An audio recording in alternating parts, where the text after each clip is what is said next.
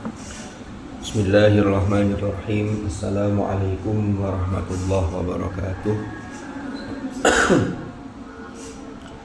Alhamdulillahirabbil alamin. Wa bihi nasta'inu ala umurid dunya waddin. Wassalatu wassalamu ala asyrafil anbiya'i wal mursalin sayyidina Muhammadin wa ala alihi wa sahbihi ajma'in. Amma ba'd. Mari kita mulai ngaji kita At-Tibyan fi Adabi Hamalatil Quran dengan bacaan Ummul Quran. Mudah-mudahan majelis ini ditakdir oleh Allah menjadi majelis ilmu yang nafi'an mubarakan fid dini wal dunya wal akhirah. Ala hadhihi niyyah wa ala kulli niyyatin salihah wa ala ma nawaynah wa ala ma nawahu as-salafus salih. Thumma ila hadratin nabiyil mustafa Muhammadin sallallahu alaihi wasallam wa ila hadrati ikhwanihi minal anbiya'i wal mursalin was sahabati wat tabi'in wal ulama'il 'amilin wal musannifin wa a'immatil mujtahidin wal qurra wal mufassirin. Wa nakhussu khususan ila mu'allif kitab At-Tibyan fi Adabi Hamalatil Quran Al-Imam Muhyiddin Abi Zakaria Yahya bin Sharaf An-Nawawi Asy-Syafi'i wa ila silsilati masyayikhina fi ta'limina wa ta'allumina. Wa nakhussu khususan ila masyayikhina fi hadzal ma'had wa fi hadhihi al-mu'assasah ila hadrati Syekh Haji Hasyim Asy'ari wa usulihi wa furu'ihi wa ila Syekh Muhammad Ma'sum bin Ali wa ila Bunyai Khairi Hasyim Bunyai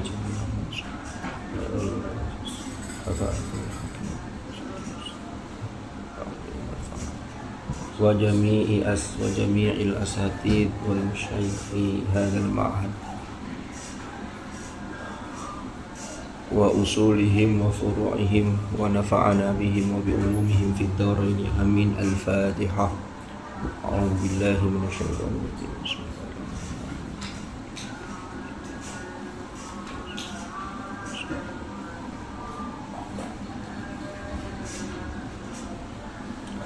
Bismillahirrahmanirrahim.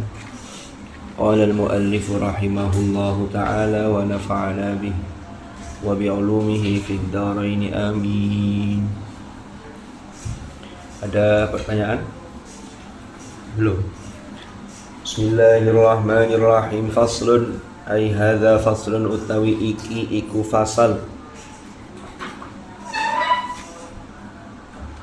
Wayam bagi dan seyogyanya dan semestinya. Wayam bagi dan seyogyanya semestinya. Liman bagi seseorang. Sudah siap tampil? Hah? Enggak, ini kayaknya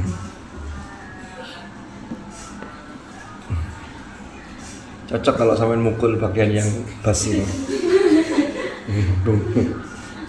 Ndak guyon ya. Wayam bagi. Ini setiap hari apa dipukul ini? Jumat malam. Malam Jumat atau Jumat malam Sabtu? Tapi kadang-kadang kalau siang nggak ada yang mukul-mukul gitu. Hah? Enggak ya? Kan daripada mukul temannya kan mending mukul itu.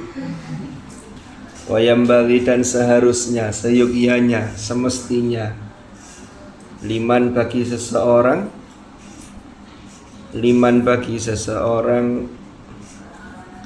arota yang ingin sopeman, arota yang hendak sopeman, hendak atau ingin.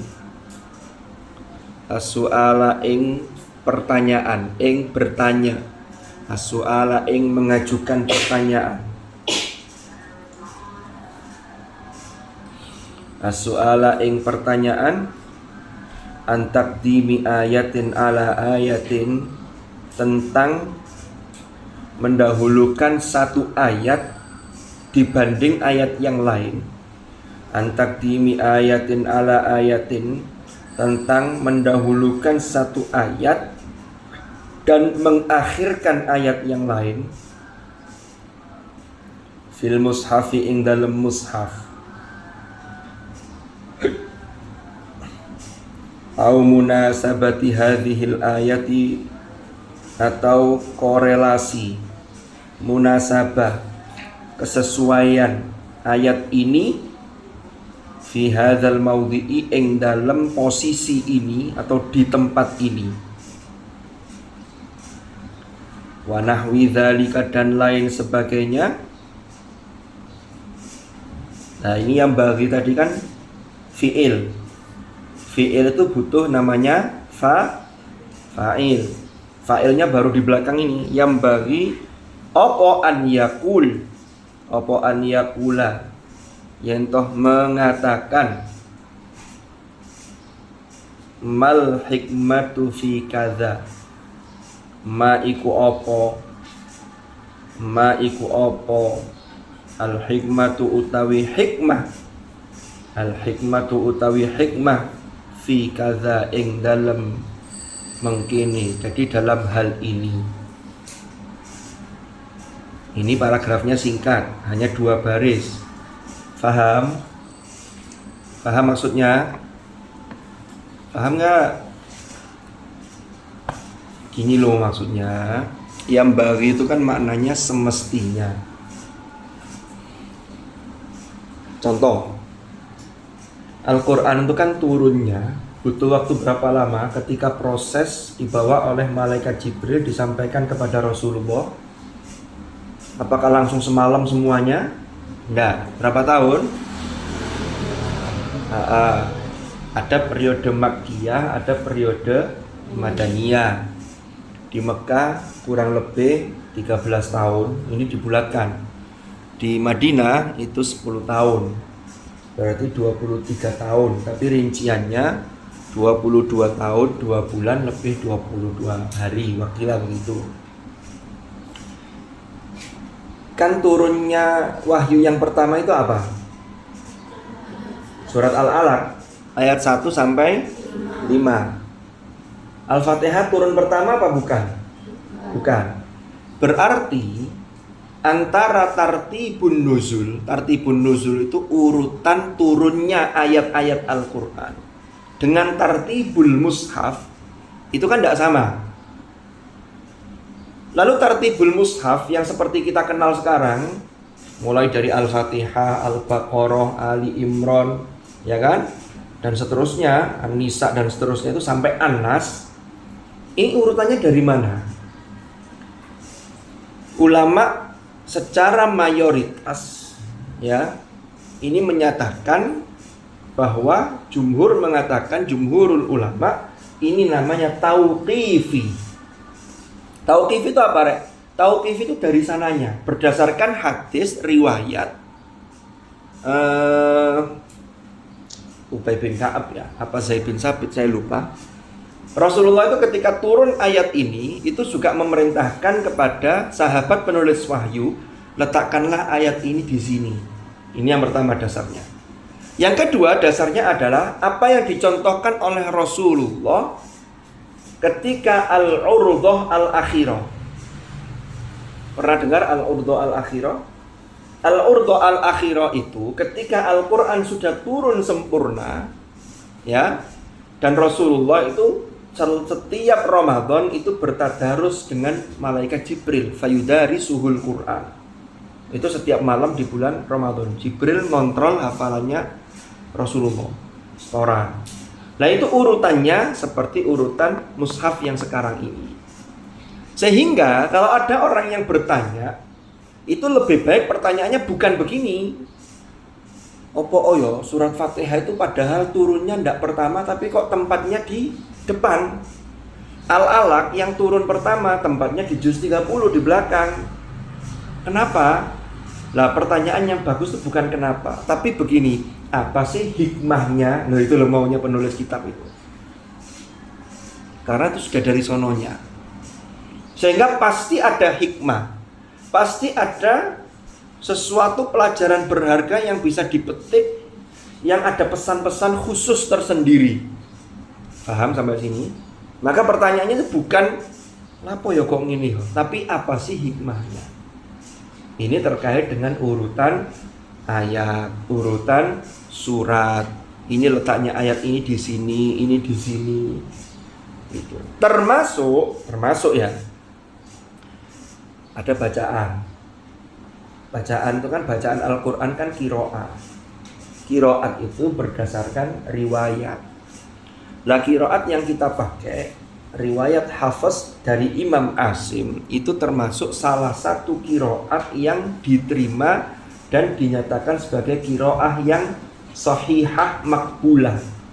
Bacaan Al-Qur'an yang benar dan diterima karena sudah memenuhi syarat qiraat yang diterima.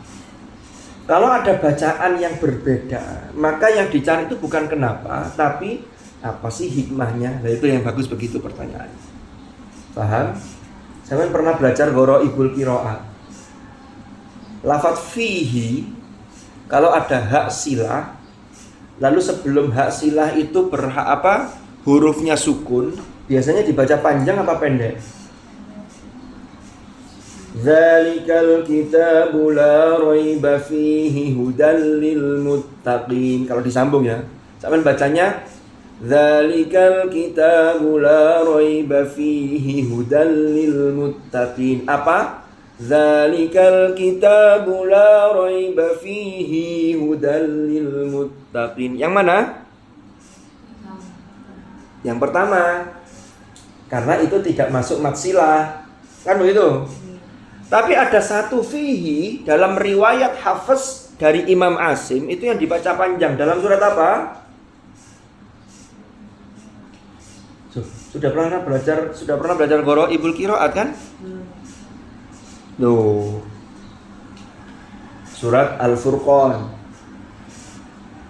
Ya. Surat Al-Furqan itu wa yakhlud fihi muhana. Loh, itu ada satu yang dibaca panjang fihi muhana. Maka yang bagus itu pertanyaannya, iki opo bukan opo kok ngene tapi apa hikmah di balik ini? Contoh lain. Dalam riwayat kita Hafiz an Asim ada bacaan sakta. Nah, kalau ini hafal semua sakta ini. Pertama, yang paling hafal ada dalam surah Yasin. Ya kan? Apa bacaannya? Qalu ya wailana man ba'athana min marqadina hadza ma wa'ada ar-rahman wa sadaqal mursalun. Qalu ya wailana man ba'athana min marqadina hadza. Marqadina lalu ada sakta hadza. Sakta itu itu berhenti sejenak dengan tidak bernafas. Itu namanya sakta. Kalau berhenti lama dengan tidak bernafas apa namanya? Mati. Oh iya, wong mati kan lama berhentinya kan? Berhenti terus malah. Nah, sakta itu pilihannya dalam surat Yasin dan surah Al-Kahfi yang dua tempat ini boleh waqaf atau sakta. Yang enggak boleh itu wasol. Paham? Umpama sampean waqaf di situ enggak apa-apa. Qalu ya wailana man ba'athana min marqadina. Ambil nafas. Hadza ma wa'ada ar-rahman wa sadaqal mursalun. Tapi yang bagus sakta karena mempraktekkan riwayat sakta sekaligus biar tahu hikmahnya. Yang tidak boleh wasol, sambung. Masih nafasnya masih kuat, tidak boleh. Qalu ya wailana man ba'athana min marqadina hadza ma wa'ada ar-rahman wa sadaqal mursalun. Diingatkan temannya, sakta mandek di luar. Aku lujik kuat nafasnya. Tidak boleh, ini riwayat. Tapi kalau waqaf boleh, sakta sangat dianjurkan. Pertanyaannya bukan posisi kok ada sakta, bukan. Tapi apa hikmah di balik sakta? Lah ternyata ketemu hikmahnya. Apa? Ayat ini sakta itu kan terkait dengan berhenti, ada jeda. Namanya mandek sedilu atau jeda. Ini nanti berpengaruh kepada makna. Jadi urusan wakaf itu sangat terpengaruh kepada makna. Makanya nanti kalau sampai belajar wakaf, ya, wakaf itu kalau ikhtiari, wakaf yang kita milih itu bisa jatuh pada 4 keadaan.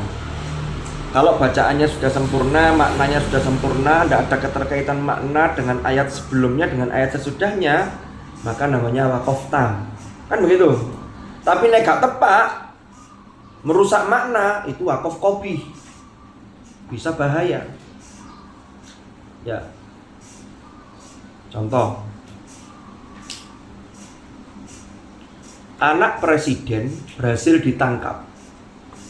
Berarti itu maksudnya apa? Anak presiden, umpama loh, bukan presiden Indonesia loh ya, Mbok presiden bilang, anak presiden berhasil ditangkap.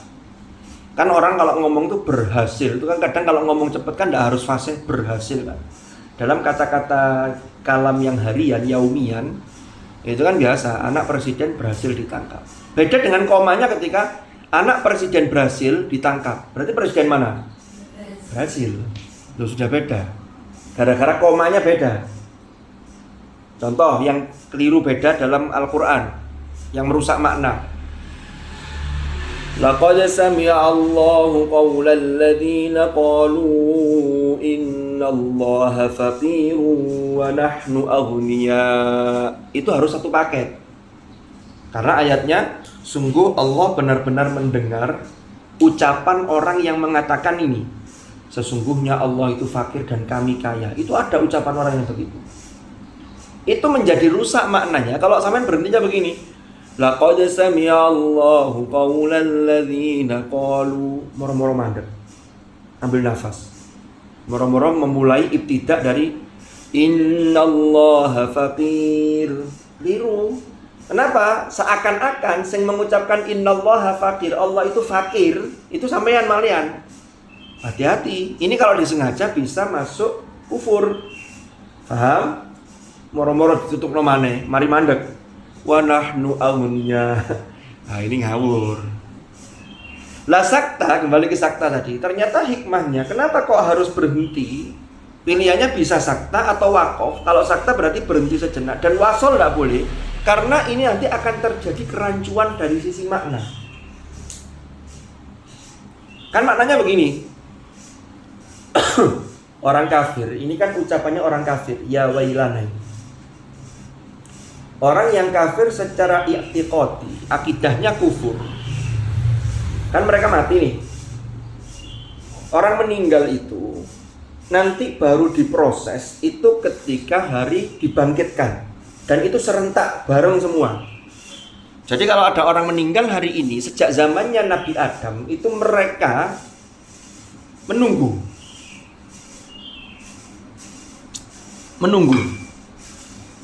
Sampai kapan? Sampai hari mereka dibangkitkan. Menunggunya di mana? Di satu alam namanya alam barzakh.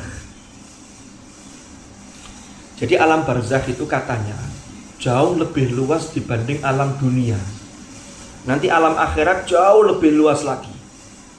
Sehingga orang-orang yang di alam barzakh yang mendapatkan fasilitas, orang-orang soleh ya, wala tahsabanna alladziina qutilu fi sabilillahi amwata bal ahya'un 'inda rabbihim yurzaqun, mendapatkan fasilitas. Itu bisa melihat kondisinya keturunannya. Jadi mbah-mbah sampean ke atas, buyut sampean yang sudah wafat, iku ndelok sampean ndek pondok sregep apa ndek pondok senengane kadang-kadang cek cebet, kadang-kadang cek melanggar, itu tahu. Makanya kalau kelihatan anak cucunya itu sregep, itu senang. Karena alam barzah itu jauh lebih luas, sehingga bisa mengetahui yang alam dunia ini. Ada yang mengibaratkan seperti gini, Rek. Kita ini sebelum lahir ke alam dunia, berada di alam apa? Rahim. Sebelumnya ada di alam arwah. Ya. Alam rahim, seorang janin yang ada di rahimnya seorang ibu, itu ya cuma segitu itu. Dia tidak bisa kemana-mana. Semakin kondisinya membesar, dia semakin terdesak. Sampai kemudian ketika sudah cukup bulan, 9 bulan 10 hari atau kisaran kurang lebih itu, sampai terlahir. Maka mulai menghirup udara di alam dunia. alam dunia itu lebih luas dibanding alam rahim, ya kan? Ketika di alam rahim, lalu di alam dunia. Lah alam dunia ini yang paling singkat, tapi dia menentukan. Berapapun umur manusia, dunia itu mesti singkat. Saya sering menyampaikan, buktinya apa? Buktinya apa yang kita lakukan, berapapun umur kita, mesti rasanya itu masa kecil kita itu baru kemarin. Ya, saya yang usia 20 tahun, ya lebih dikit lah.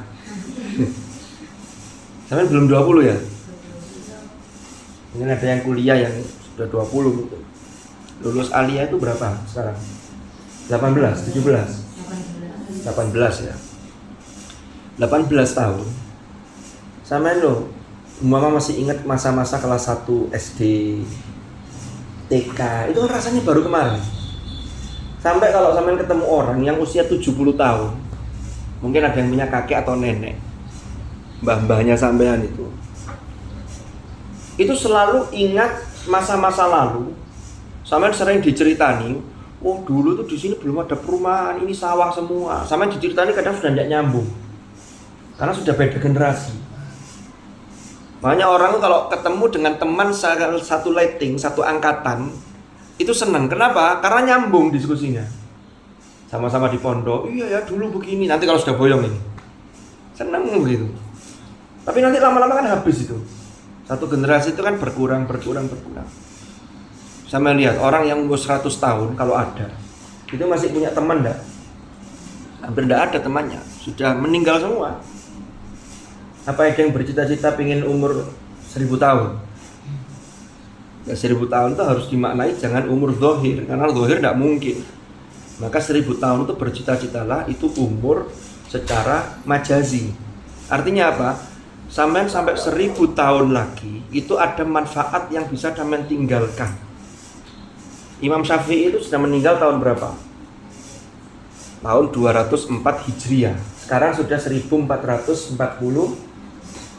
berapa? 44. Tapi hari ini masih manfaat. Imam Nawawi, penulis kitab ini, wafat tahun berapa?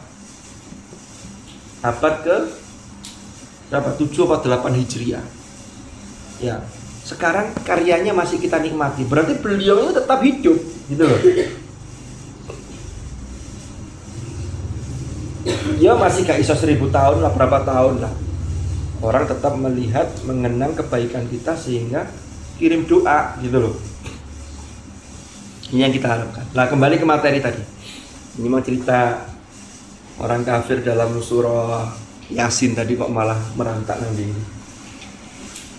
Alam barzakh itulah yang disebutkan dalam Al-Quran, wa mi waraihim barzakhun ila yaumi yub'atsun. Ya. Jadi orang yang sudah meninggal itu mereka ini wa mi waraihim barzakh. Di depan mereka, di hadapan mereka itu ada alam namanya barzakh. Sampai kapan? Ila yaumi yub'atsun, sampai mereka dibangkitkan.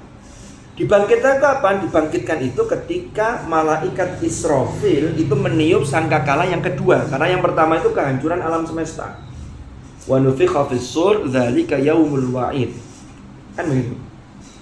Ditiupkan lagi semua yang sudah hancur itu, termasuk makhluk-makhluk manusia, terutama yang dimintai pertanggungjawaban, itu dibangkitkan.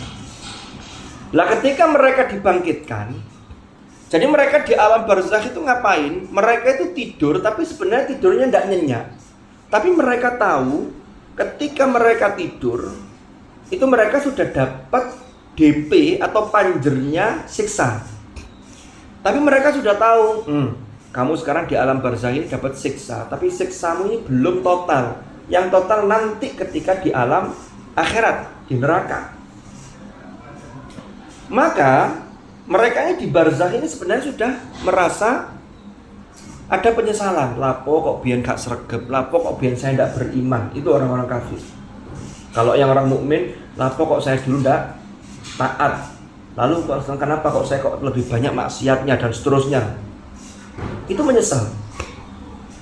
Nah, ketika ditiup sangkakala yang kedua, mereka harus dibangkitkan ya dari alam barzakh untuk menuju persidangan, menuju akhirat. Kan di akhirat kan menuju mahsyar. Di mahsyar itulah ada hisab. Paham? Jadi setelah mahsyar dikumpulkan semua itu dihisab amalnya. Fa amma man thaqulat mawazinu fahuwa fi 'ishatir radiyah wa amma man khaffat mawazinu fa ummuhu hawiyah. Nah, timbangan amalnya baik, timbangan amal baiknya itu berat, ya dia fi 'ishatir radiyah, berada dalam kehidupan yang menyenangkan, yang dia ridho. Nah, orang kafir itu mereka sadar kalau ini sudah sampai pada hari akhir akan dihisab, mereka nanti akan masuk neraka. Dan kalau kafirnya i'tiqadi, musyrik, maka dia di neraka selamanya. Maka dia merasa aduh celaka. Makanya mereka mengatakan ya wailana, aduh mati ya wailana. Karena mereka tidak siap sesungguhnya untuk masuk neraka, tapi tidak bisa maju. Tidak bisa mundur kembali ke alam dunia, nggak bisa. Makanya sampai digambarkan wala yu'akhirallahu nafsan idza jaa ajaluha. Itu kan di dalam surah Al-Munafiqun kan digambarkan apa namanya? Min qabli an ya'tiya ahadakumul maut fayaqul rabbi laula akhartani ila ajalin qarib fa asaddaq wa akum minas shalihin. Orang tuh kalau sudah meninggal itu pengen hidup lagi, yang dilakukan pengen dua hal. Pengen menjadi orang baik, ahli sedekah, dan termasuk orang-orang saleh. Ya. Akhirnya mereka ketika dibangunkan tidak siap, mereka mengatakan ya wailana. Waduh celaka. Sama kayak begini. Mungkin ketika kalian sekolah, ada model guru itu yang sering tanya ke muridnya. Guru itu kan macam-macam modelnya. Ada yang muridnya tidur, dibiarkan hanya didoakan, semoga-moga ilmunya tetap merasuk dalam tidurnya, gitu. Ada yang guru itu yang tidur itu justru malah ditanya, apa tadi yang sudah saya jelaskan? Coba dijelaskan ulang. Itu kalau orang tertidur lalu ditanya begitu, dia tidak paham, ngeblank, tidak paham dengan apa yang sudah dijelaskan. Itu dalam hatinya atau kadang terungkap dalam kata-kata, aduh mati kon, pernah gitu. Duh mati aku. Apakah itu mati keadaan hakiki? Enggak. Artinya mati itu sudah iso, gak siap ini. Celaka. Sama kayak orang kafir tadi. Begitu mereka ditiup sangkakala yang kedua, mereka dibangunkan, mereka mengatakan ya wailana, celakalah kami. Waduh iki wis. Lalu dia bertanya, mamba'atsana mim marqadina. Siapa yang membangunkan kami dari tempat tidur kami di alam barzakh ini? Mending masih disiksa, tapi kalau di alam barzakh gak senemen ketika di neraka. Tapi wis lara kabeh, tapi gak nemen kaya ndek neraka. Makanya mereka bertanya, mamba'atsana mim marqadina. Lah, ungkapan mulai dari hadza itu ungkapannya malaikat, bukan ungkapannya orang kafir. Hadza ma wa'adar rahman. Ini yang Ar-Rahman yaitu Allah dulu menjanjikan. Kamu tidak percaya, padahal wasadaqal mursalun, para utusan itu, para nabi itu orang-orang yang benar. Paham maksudnya? Coba kalau itu digandeng, tidak ada sakta. Qalu ya wailana man ba'athana min marqadina hadza ma wa'ada ar-rahman wa sadaqal mursalun. Mari maknanya jadi begini. Orang-orang kafir mereka mengatakan, siapa yang berani-berani membangunkan, celakalah kami, siapa yang berani membangunkan kami dari tempat tidur kami. Ini adalah janji Allah dan para utusan adalah benar. Kan jadi gak sinkron maknanya. Paham? Itulah hikmahnya dari sakta. Bacaan yang lain ada. Nanti pertanyaannya itu opo ini bukan opo tapi apa hikmahnya. Itu secara etika. Makanya oleh Imam Nawawi ditulis dalam pembahasan tersendiri yang masuk kategori bab fi adabin nasi kullihim ma'al Qur'an. yaitu terkait etika orang-orang, etika kita terhadap kitab suci Al-Qur'an. Jadi wa yambaghi liman arada su'ala an taqdimi ayatin ala ayatin fil mushaf aw munasabati hadhihi al-ayati fi hadzal mawdi' wa nahwi dzalika apa an yaqul mal hikmatu fi kada. Paham? Kecepatan penjelasannya? Enggak ya? Ono maneng ini pertanyaannya. Ini contoh ini. Surat Al-Fatihah itu walaupun turunnya tidak duluan, tapi dia diletakkan di depan.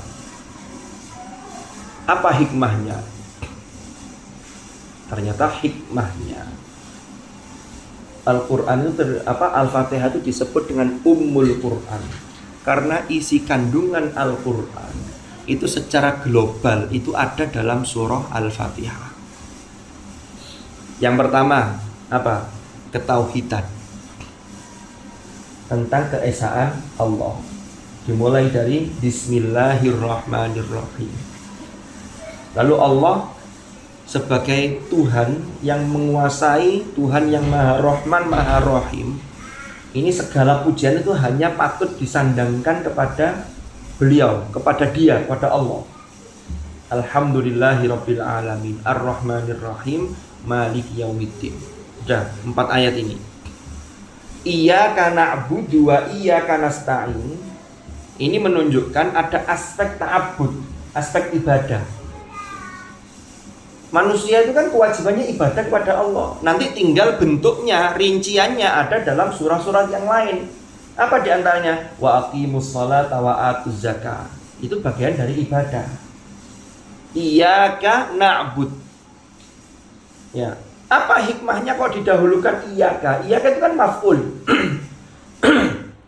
Bukan na'buduka wa nasta'inuka, tapi iyyaka itu untuk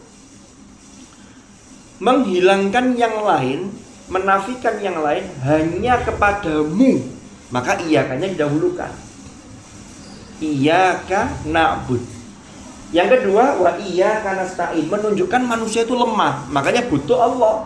Kita butuh meminta pertolongan. Loh, itu ada dalam surah Al-Fatihah ayat ke-5. Paham sampai sini? Lalu kemudian ihdinas siratal mustaqim. Kita minta petunjuk kepada Allah agar selalu berada dalam hidayahnya. Hidayah itu taufik, yaitu berada di jalan yang lurus. Lah, kemudian dirinci jalan yang lurus, jalannya siapa? Siratal ladzina an'amta alaihim. Ini lalu kemudian bicara aspek sejarah. Ternyata ada 3 golongan manusia secara garis besar. Itu yang diceritakan dalam Al-Quran. Pertama, orang-orang yang sholih, termasuk para nabi. Kan Quran kan menceritakan itu, ya kan? Ini yang harus kita ikuti. Lalu Allah menceritakan orang-orang yang dimurkai oleh Allah. Orang yang dimurkai itu apa? Sudah dikasih tahu tapi malah menolak, sehingga murka. Paham? Contoh, ada seorang santri. Santri itu sudah dikasih tahu peraturan, bahkan sudah dipanggil oleh pengasuh, sudah dipanggil oleh pengurus. Kok masih melanggar padahal dia sudah tahu? Dengan bandingkan dengan santri yang belum tahu aturan. Ada santri baru keluar, tapi dia betul-betul tidak tahu kalau aturannya tidak boleh. Kira-kira takzirnya itu lebih berat mana? Antara yang santri yang sudah tahu tapi dengan sengaja melanggar, atau yang belum tahu lalu dia melanggar? Yang sudah tahu. Berarti kan kalau nemen kemarahannya. Bagi kita yang menegakkan aturan. Nah, Al-Quran itu yang kedua isinya sejarah mengenai orang-orang yang sudah dikasih tahu tapi dia tetap ngeyel, tidak mau. Itulah yang disebut al-maghdub alaihim. Yang ketiga, ad-dhalin. Ad-dhalin itu orang yang sesat. Sesat itu karena boleh jadi tidak tahu jalan. Boleh jadi yang sudah tahu tetap tidak mau tahu sehingga dia berada di jalan yang sesat. Bisa begitu maknanya. Nah, tinggal nanti al-maghdubi alaihim dengan ad-dhalin itu nanti rinciannya ada orang-orang Yahudi. yang mereka itu sengaja menyelewengkan isi dari kitab suci Taurat. Ada orang-orang Nasrani yang mereka dengan sengaja merubah, mentahrif, menyelewengkan isi dari kitab Injil. Ada orang-orang musyrikin yang menyembah berhala, menyembah patung, orang-orang paganisme itu. Isinya kan itu. Kisah nabi-nabi, wa ila adin akhahum huda. Bagaimana kaum Ad ketika diutus kepada mereka Nabi Hud, mereka membangkang, nanti endingnya begini. Nah itu aspek sejarah. Jadi orang yang membangkang itu mesti nanti endingnya tidak bagus. Nah orang beriman digambarkan nanti di akhirat dapat fasilitas begini. Jadi secara umum Al-Quran ya isinya itu.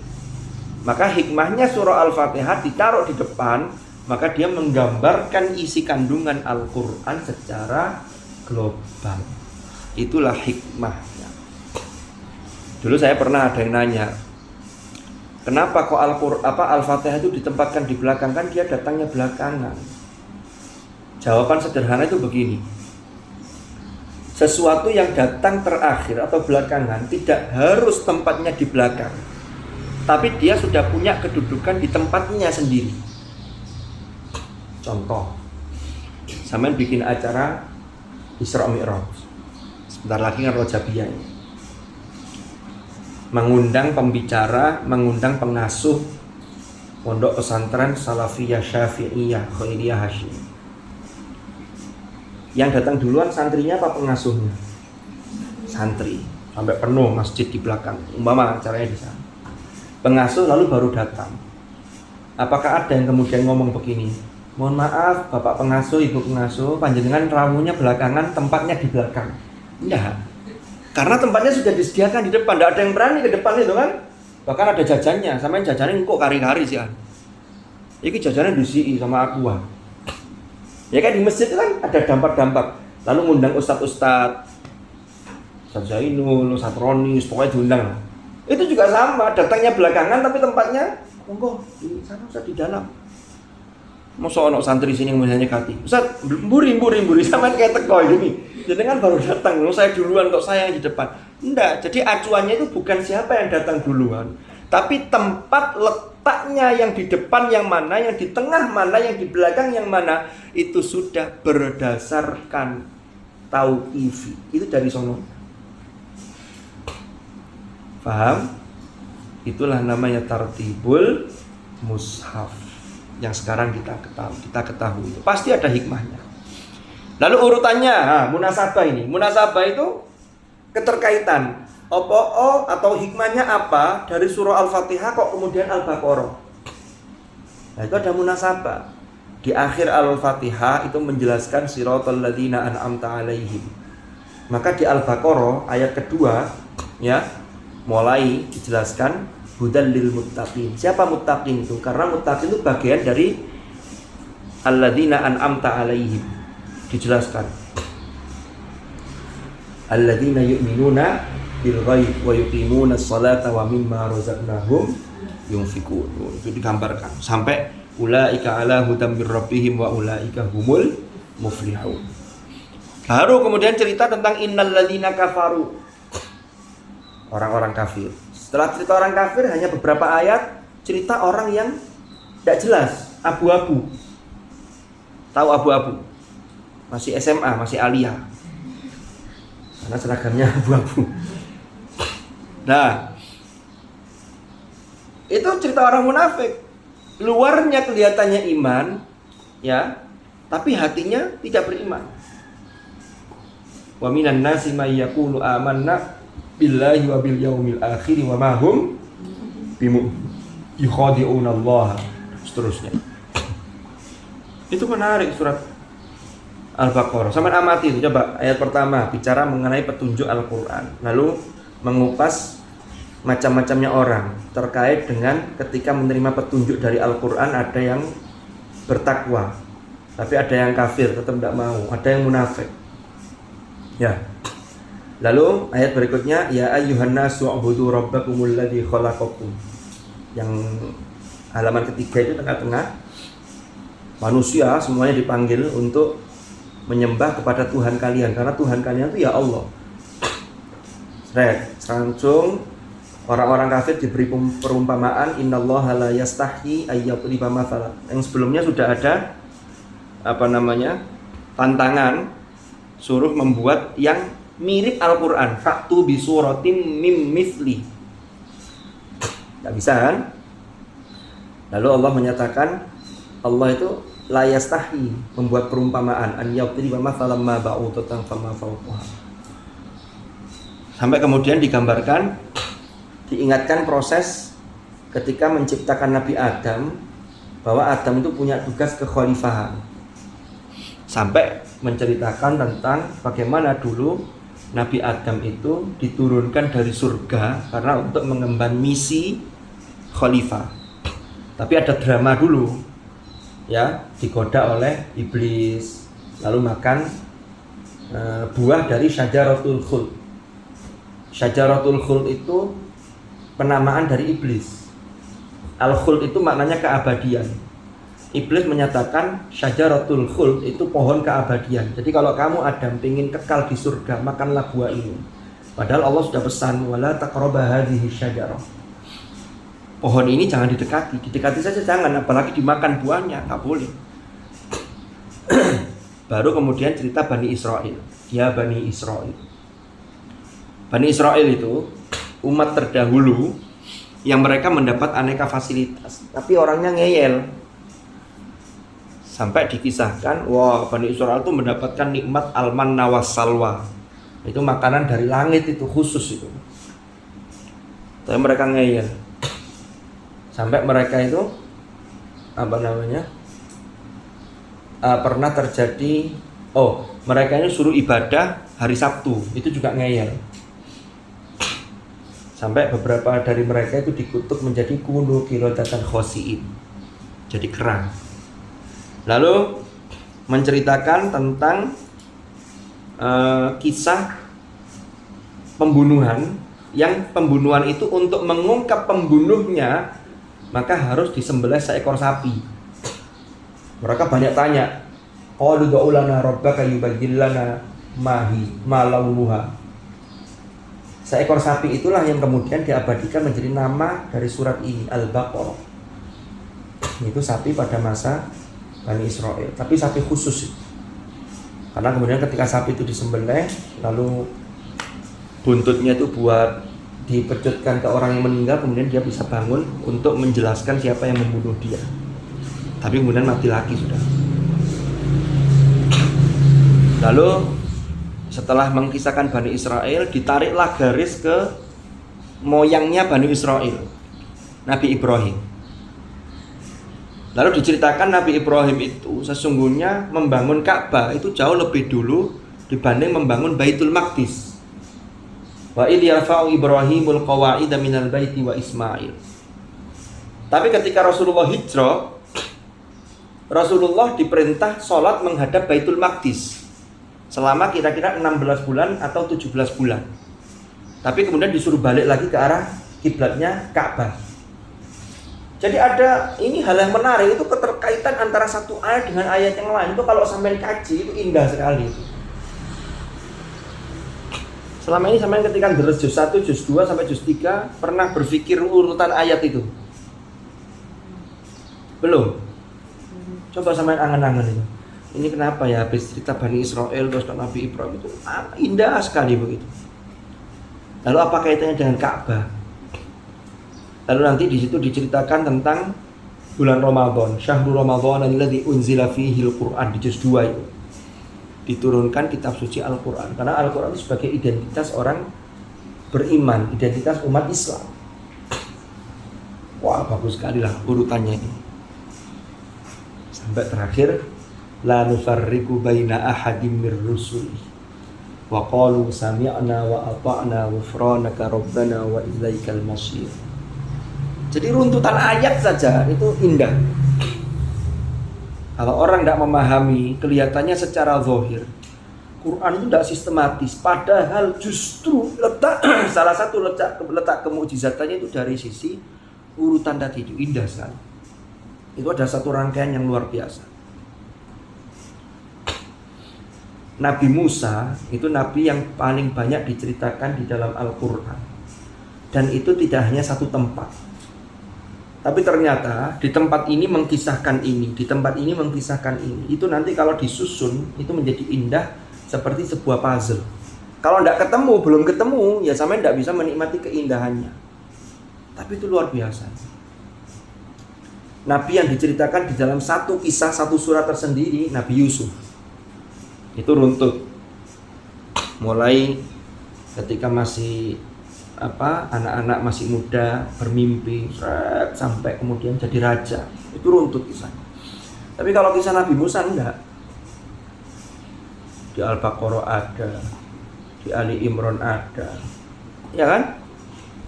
Terus apa lagi? Di Al-Maidah banyak. Qalu ya Musa barang itu di Al-Maidah. Ya itu nanti coba sampean gali lebih lanjut.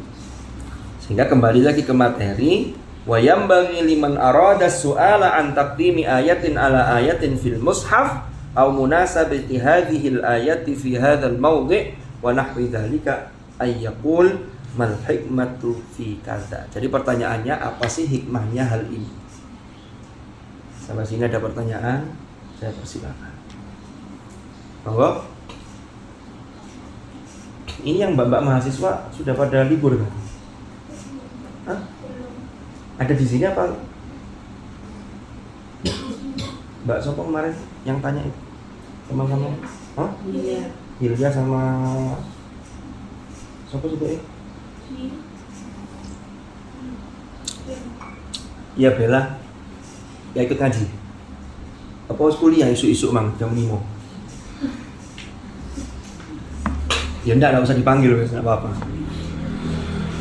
Mungkin ada pertanyaan dari yang lain? Nah itu pertanyaan sudah ditulis rupanya. Enggak? Oh enggak, baik nulis pertanyaan. Oh pokoknya gambarnya abstrak barang ini.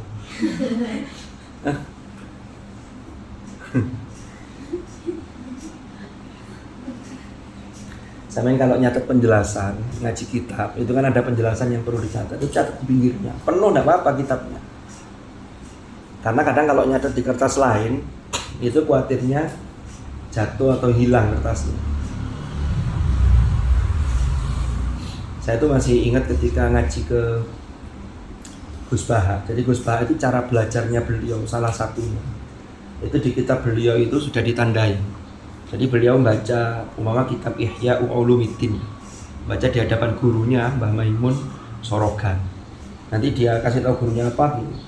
Lalu beliau mentahqiq sendiri, beliau baca sendiri.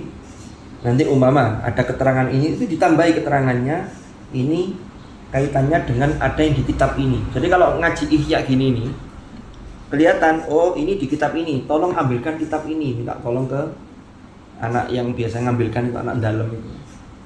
Nanti dilengkapi dengan kitab ini. Waduh, jadi wawasannya sangat luas sekali. Jadi ditambahkan penjelasan. Jadi ada tambahan-tambahan. Kalau sampean tulis di pinggirnya, nanti suatu ketika kalau sampean di masyarakat suruh ngajar kitab ini, oh iya dulu ada catatannya ini, ada cerita ini. Tapi cerita sepanjang itu ya angel nulisnya. Semoga-moga eling didik, tapi poinnya sampean tulis. Kalau sudah ditulis poinnya itu paling tidak apa dulu ya dicari. Oh, itu bisa mengkoneksikan ingatan sampean dengan apa yang sudah saya jelaskan dulu. Oh iya. Tapi kalau tidak diikat sama sekali, tidak ada tulisannya, biasanya nanti biar gak iso saiki lah lali. Bismillahirrahmanirrahim. Sedikit lagi. Faslun ay hadza faslun. Faslun yukrahu dimakruhkan. Ya kalau bisa dijauhi. Apa yang yukrahu? Apa an yaqul yen toh mengatakan sapa man.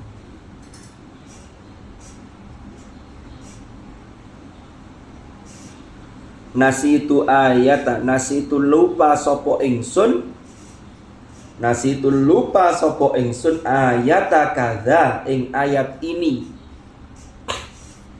Aduh lali aku ayat iki. Nasi itu lupa sopo saya kada ing ayat kada ing ayat ini. Bal akan tetapi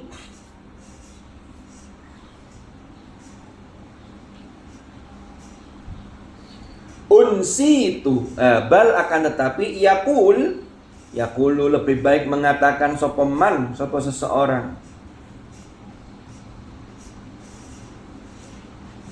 unsi itu dilupakan sopo saya ha ing ayat ini. Unsi itu dilupakan sopo saya ha ing ayat ini.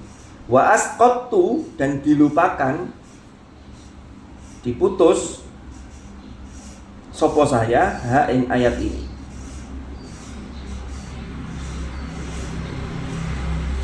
Ini hanya maksudnya begini loh, Rek.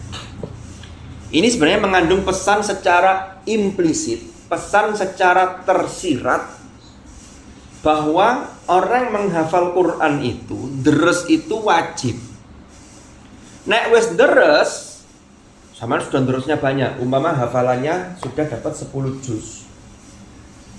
Tambahannya sudah masuk juz 11.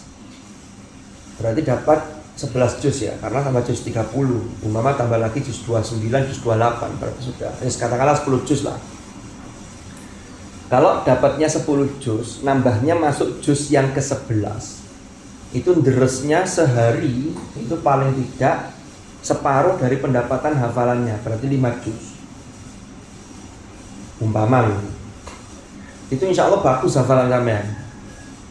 Apalagi kalau ada orang yang menghafal setiap hari itu semua pendapatan juznya itu dideres. Dulu pernah ada di MT itu salah satu guru saya itu cerita ketika menghafal itu deresnya sehari itu semua juz itu dideres. Mentok sampai juz 22. Jadi ketika juz 22 baru tidak kuat. Jadi kalau dapat 20 juz, beliau nambah sekaligus deresnya 20 juz itu. Nah kalau masih dapat 2 juz, kok 2 juz nggak kederes semua, nah, ini perlu dipertanyakan. Apalagi baru setengah juz, masuk setengah juz itu nggak diterus kabeh. Umpama loh ya. Jadi kalau orang sudah deres, maka kemudian kok masih lupa, maka lupa itu sesungguhnya dia diuji oleh Allah dilupakan, tapi sudah deres. Beda dengan yang tidak mau deres. Maka ungkapan yang baik, itu kata penulis kitab ini, saya dilupakan, artinya diuji dengan lupa oleh Allah. Artinya apa? Kalau diuji dengan lupa, berarti ditambahi lagi deresnya. Jadi bukan mengatakan, apa itu tulisannya ini, mbuh lali aku. Enggak. Kalau mbuh lali aku, itu nanti kesannya cuek. Kalau kesannya cuek, lali, sampai lali, ojo-ojo memang jarang deres. Jadi begitu. Paham maksudnya? Jadi maksudnya itu begitu. Saya dilupakan. Nah dilupakan itu pergane apa?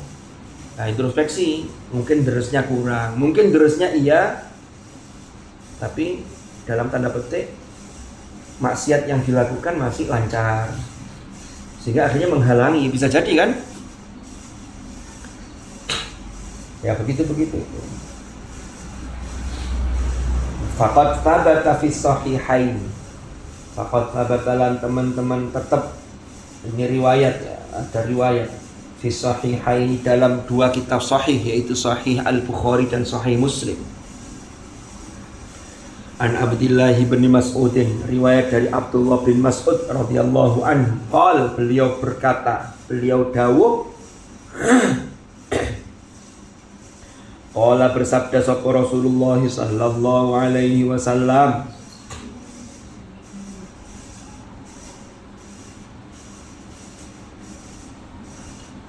La yakul jangan mengucapkan sapa ahadukum salah seorang di antara kalian. La yakul jangan mengatakan sapa ahadukum salah seorang di antara kalian. Mengatakan apa? Nasi itu lupa sapa ingsun, aku lupa. Ayat kadza wa kadza, ayat ini dan ayat ini.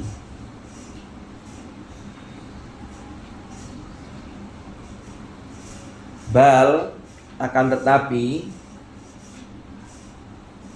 huwa utawi kada, ayat ini iku syai'un sesuatu nusia yang dilupakan opo syai'.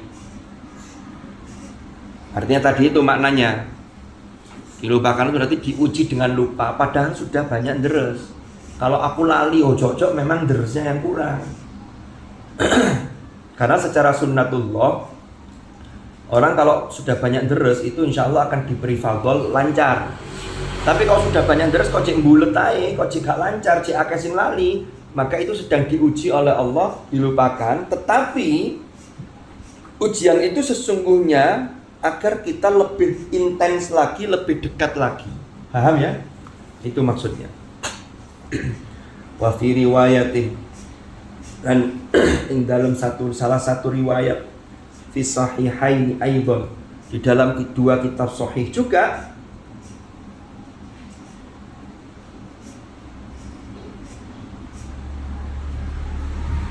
Bi'sama saele-ele sesuatu, seburuk-buruk sesuatu, li ahadikum, bagi kalian, bagi salah satu di antara kalian, opo an yakul, jika mengatakan nasi itu lupa sopo ingsun ayata kaza apa kaita punya sampean? Podo ae maksudnya. Ayata kaita wa kaita, ayat ini dan ini. Ada yang redaksi yang ayata kaza wa kaza juga ada.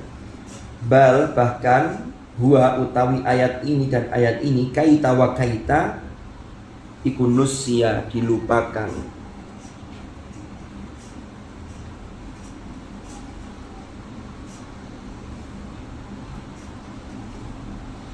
Wa thabata fi sahihaini, wa thabata lan tetap fi sahihaini, ing dalam dua kitab sahih, yaitu Sahih Bukhari dan Sahih Muslim, aibon juga, an Aisyah radhiyallahu anha, riwayat dari Sayyidah Aisyah radhiyallahu anha,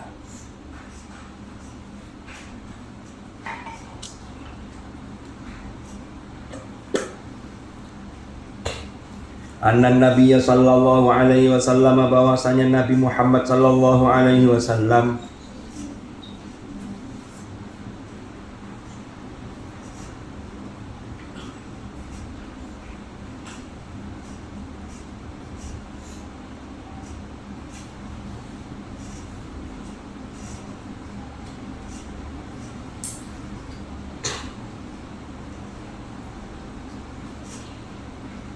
iku sami'a, pernah mendengar sapa Nabi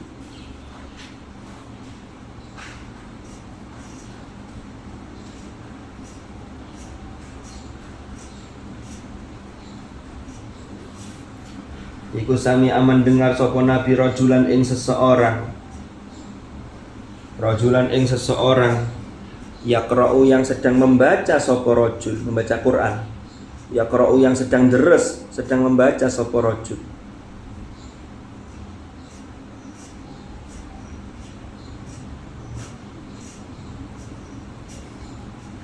Faqala, kemudian berkata sapa Rasulullah,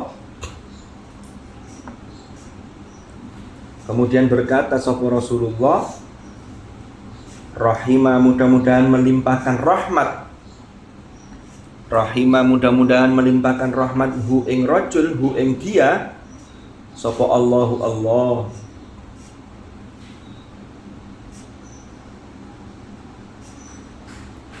Lanjutannya Nabi mengatakan, laqad azkaro, sungguh telah mengingatkan,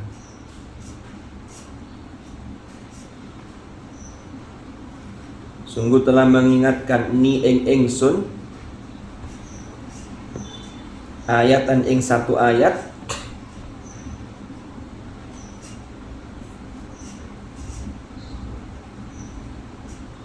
kuntu kang ono so kang pernah sopo ingsun asqatuha, lupa, melupakannya. Jadi karena mendengar bacaan rajul itu, Rasulullah kemudian ingat, satu ayat yang dulu pernah beliau lupa. Tapi ingat loh ya, lupanya Rasulullah beda dengan kita. Sakstrit, tapi nggak pernah Rasulullah itu, karena dalam ayat dikatakan Rasulullah itu sanuqri'uka fala tansa illa masya Allah. Kami bacakan kepadamu Muhammad Al-Quran fala tansa, engkau tidak lupa, illa masya Allah. Itu untuk memprotek bahwa semua itu atas kehendak Allah. Jadi Rasulullah itu tidak pernah lupa. Jadi ini hanya untuk sebagai syawahid, sebagai bukti. Kenapa yang dianjurkan itu adalah kata-kata yang nusia atau unsi tuha tadi itu.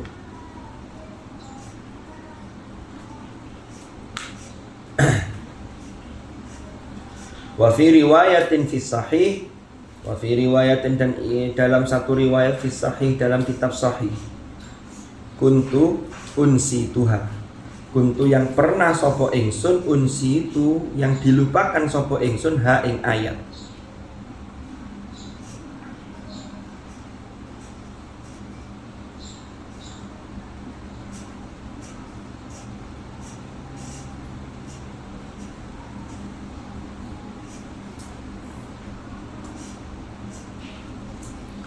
Wa amma ma rawahu Ibnu Abi Dawud an Abi Abdurrahman As-Sulami, wa amma ma, adapun utawi riwayat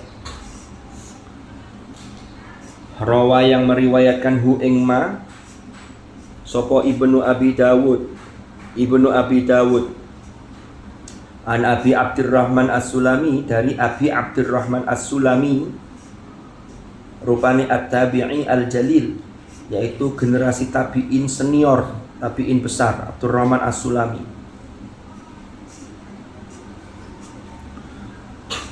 Abdurrahman As-Sulami, Abu Abdurrahman As-Sulami itu lama tinggal di Kufah. Beliau itu ngajar Quran, nunggu santri-santrinya itu beliau kira-kira lebih dari 40 tahun. Ada yang mengatakan lebih dari 70 tahun. Termasuk yang belajar kepada Abu Abdurrahman As-Sulami itu cucunya Kanjeng Nabi yang namanya Hasan dan Husain. Itu ngaji kepada seorang mukri, guru Quran namanya Abu Abdurrahman As-Sulami. Itu beliau adalah gurunya Imam Asim, gurunya Imam Hamzah. Imam Hamzah, Imam Asim itu salah satu dari qurra Imam Qiraat Sab'ah. Kan riwayat kita ini Hafiz an Asim. Imam Asim belajar ke siapa? Abu Abdurrahman As-Sulami. Abu Abdurrahman As-Sulami belajar ngaji ke siapa? Ke para sahabat, karena beliau generasi tabi'in. Belajar ke Imam Ali bin Abi Thalib, ke sahabat Utsman bin Affan, ke sahabat Ubay bin Ka'ab, ke sahabat Abdullah ibnu Mas'ud, ke sahabat Zaid bin Sabit, dan yang lain-lain. Itu Abu Abdurrahman As-Sulami. Kenapa kok beliau mau ngajar Quran sampai begitu? Karena beliau termotivasi oleh hadis Nabi, khairukum man ta'allamal Qur'ana wa 'allama. Jadi kalau ada sampean yang nanti pulang ke masyarakat, ada anak kecil-kecil yang minta sampean ajari ngaji, sampean ajari. Jangan merasa gengsi. Aku lulusan S1 Unhas umpama loh. Atau saya lulusan pondok, masa ngajar anak TPQ kecil-kecil. Jangan lihat orang yang diajar, tapi lihatlah materi yang diajarkan, itu Quran. Justru sampean ngajari anak TPQ yang asalnya tidak kenal huruf Quran lalu bisa baca Quran, itu setiap mereka nanti ketika bisa ngaji, mereka membaca Quran, sampean tetap dapat kiriman pahala karena sampean yang buka jalan. Jangan pernah merasa gengsi. Khairukum man ta'allamal Qur'an wa 'allamahu. Umpama sampean nanti jadi orang hebat, kan dari sekian banyak ini kan sampean tidak pernah tahu nanti itu oleh Allah diposisikan di mana. Tapi masih yang pulang arek cili-cili ngaji, tetap lakukan. Saya tuh punya teman yang luar biasa di Lajnah. Itu kalau pagi sampai maghrib pulang, itu pagi ya di Lajnah, di Kementerian Pusat. Tapi kalau habis maghrib sampai jam 9 malam itu ngajari anak kecil-kecil itu. Padahal beliau itu Qur'annya sudah Masya Allah sudah. Dulu saya pernah cerita kan, itu beliau ketika saya wisuda binadhor di MQ itu beliau sudah wisuda qiraat sab'ah tahun itu. Sekarang beliau itu kalau deres 1 minggu itu deres dalam sholat itu khatam 3 kali seminggu loh, pinten loh. Berarti berapa hari sekali khatam kalau dibagi? 2 hari lebih dikit lah, 3 hari tidak sampai. Karena kalau 3 hari kan 3 kali masih 9 hari kan, berarti 1 minggu itu ada 7 hari. Itu masih telaten ngajar TPQ. Tapi kalau Allah tempatkan sampean bukan ngajar TPQ, ngajar anak besar-besar, ya sudah jalani. Yang penting khairukum man ta'allamal Qur'ana wa 'allama. Ini Abu Abdurrahman As-Sulami. Annahu qala, bahwasanya beliau berkata, la taqul asqattu ayata kadza. La taqul, jangan mengucapkan asqattu, memutuskan sapa ingsun ayat kadza ing ayat ini. Ai maksudnya asqattu, saya melupakan, bukan, tapi bal aufaltu, melalaikan sapa saya, lalai. Kenapa kok bisa lalai? Karena banyak hal yang membuat orang lalai. Pertama, boleh jadi karena tidak deres. Kedua, mungkin maksiatnya terlalu banyak. Ini juga masalah. Termasuk melanggar peraturan pondok itu bagian dari maksiat. Karena aturan pondok itu sudah di breakdown itu dari aturan yang umum. Nggak boleh begini kan begitu. Itu untuk kebaikan kalian. Maka melanggar aturan pondok itu termasuk bagian dari maksiat. Kenapa disebut maksiat? Karena sudah lama adanya. Dia sudah tua. Kalau masih muda namanya mbak siat, bukan mak. Guyon-guyon. Paham nggak sama ini? Oh ya, alhamdulillah. Fahuwa maka utawi hal ini iku khilafu ma thabata fil hadits sahih. Berbeda dengan apa yang ada dalam hadis sahih.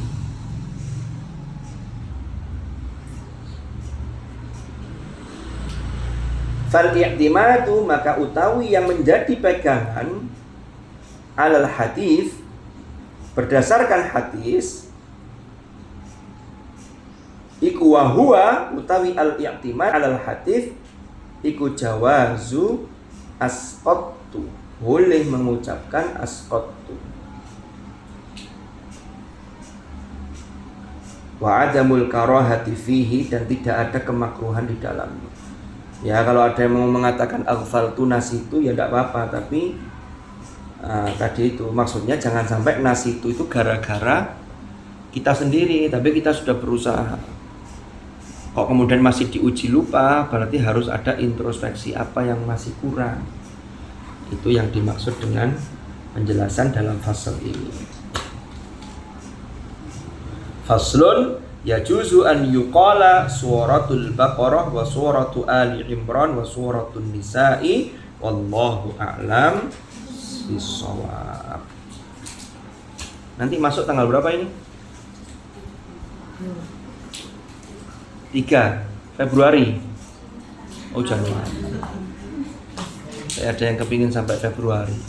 Tapi lagi sekolah itu lah apa suwe-suwe itu. Tidak produktif. 10 hari sudah cukup. Tapi kalau yang pulang tetap 10 hari itu kesempatan sampean. Kalau hafalannya yang dibawa pulang itu 10 juz, maka berarti sehari 10 juz di rumah. Bisa nggak kira-kira? Kalau hafalannya 2 juz, wah apalagi. Jangan sampai di rumah itu kemudian orang tua itu pengen ngerti sampean ngaji itu. Nggak mah gak tahu ngaji sih. Aku pemberian bu, dan di pondok yang ngaji loh. Justru di rumah itu sampai ngaji yo, biar orang tua itu marem. Orang tua itu marem, delok sampai ngaji itu seneng. Jangan-jangan, tapi jangan sampai ngajinya itu hanya ketika di waktu-waktu tertentu. Umpama pagi, ketika ibunya nyapu, dia ngaji, biar tidak diganggu. Ibunya mau minta tolong, warai cik deres. Habis itu tidur pas tidak jam nyapu. Jangan. Nek wae nyapu dhisik, mari nyapu ngaji yo. Mari kora-kora ngaji yo. Ojo wae kora-kora, terus aku tak pura-pura ngaji. Ngajine apik, tapi pura-puranya ini yang enggak bagus. Kenapa? Biar enggak disuruh-suruh. Lah masalah ini. Toh tugas rumah itu juga menjadi kewajiban bagi kita. Sampeyan walaupun di pondok, jangan kemudian kalau pulang, biasa aku di pondok lho ya gak resik-resik, omah ya iso resik kan. Ya ndak, mumpung sampean pulang itu lakukan. Sehingga orang tua itu marem, ya Allah anakku rek. Sanawiyah kelas loro, kelas 3 wis pinter ngene. Wae deres-deres, wae kora-kora, Masya Allah gak usah disuruh, langsung dicandak semua. Piring-piring yang sudah dirak bersih korai maneh. Saking sregepe. Ayahnya, bapaknya lagi makan, belum selesai, Pak sampun Pak, laporan dulu.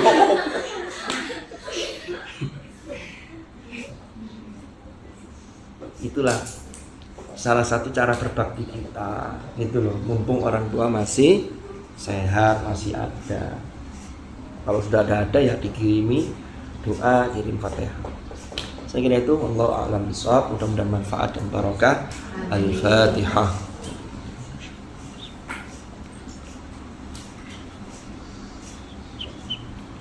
Bismillahirrahmanirrahim. Alhamdulillahirabbil alamin. Hamdan yuafi ni'amahu wa yukafi'u mazidah. Ya Rabbana lakal hamd kama yanbaghi li jalali wajhikal karim wa 'azimi sultanik.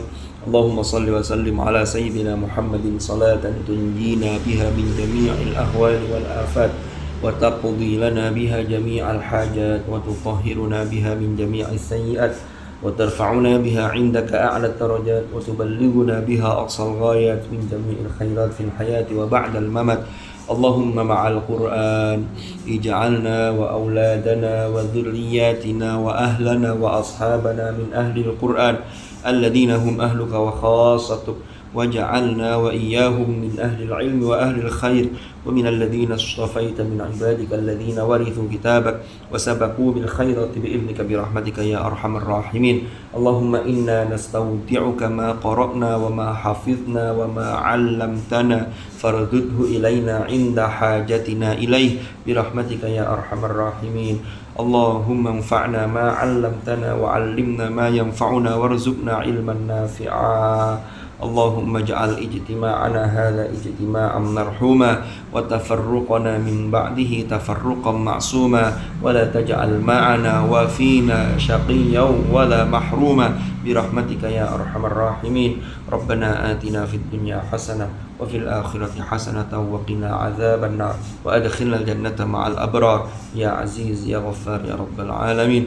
جزا الله عنا محمدا صلى الله عليه وسلم ما هو أهله وسلام على المرسلين والحمد لله رب العالمين. الفاتحة.